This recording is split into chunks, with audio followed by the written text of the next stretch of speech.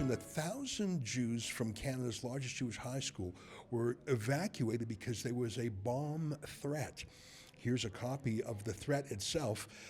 Whether or not it was a hoax, it looks like it was a hoax, but that still has the desired effect of terrorizing and terrifying 1,000 students and their parents. The whole place was evacuated. The kids were taken to a nearby synagogue to shelter in place.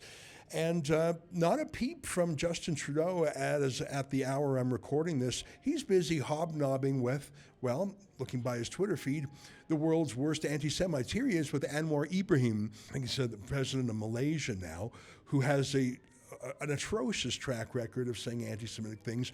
But of course, let me ask you, if the largest Muslim high school in Canada had a bomb threat that everyone had to flee, do you think Trudeau would ignore the matter? It's pretty gross, but we're sort of used to Trudeau doing that now. He was asked today about Xi Jinping, the Chinese dictator who recently visited San Francisco for a meeting of various world leaders. Let me show you two videos back to back. Here's Joe Biden being asked if he believes that Xi Jinping is a dictator. And miraculously, Sleepy Joe actually gets it right. And after today, would you still refer to President Xi as a dictator? This is a term that you used earlier this year. Well, look, he is. I mean, he's a dictator in the sense that he is the guy who runs a country that is a communist country that is based on a form of government totally different than ours. So Joe Biden, who has an enormous and important relationship with China, says, yeah, he's a dictator. Justin Trudeau, that fool, that coward, who had two Canadians held as hostage for nearly 3 years, when he was asked the same questions, he refused to say that Xi Jinping was a dictator. Look at this atrocious answer. Steve Chase, Globe and Mail. Would you describe Xi Jinping as a dictator? Look, China's a one-party state. I don't think anyone would call it a democracy. In 2013, you described China as a basic dictatorship. Mr. Xi was already in charge. Mr. Biden, the President of the United States, which is our security guarantor, also called him a dictator. Why won't you call him that? Listen, we can get into all sorts of different definitions. The fact is, he's not running a democracy. It's an authoritarian state. You know, what's so weird about that is that Trudeau praised China for being a basic dictatorship just a few years ago. Remember when he told that to a loving group of liberal donors? There's a level of admiration I actually have for China because their basic dictatorship is allowing them to actually turn their economy around on a dime and say, we need to go green as fast as we need to start, investing in solar. I mean, there is a flexibility that I know Stephen Harper must dream about of having a dictatorship that he could do everything he wanted. That I find quite interesting. You know, Trudeau is harder on the modern democracy, the state of Israel, than he is on the atrocious dictatorship of China. That's so gross. Anyways, we dispatched a cameraman to the school in Toronto that faced the bomb threat. Here's a report on the scene from our reporter, Lincoln Jay. Well, this morning the school received an email threat of explosives in the building. They immediately called 911. Police were here within minutes. They evacuated the school and put the students at Beth Emmet, where they were sent home for the day. So there's an all clear here. There's no threat.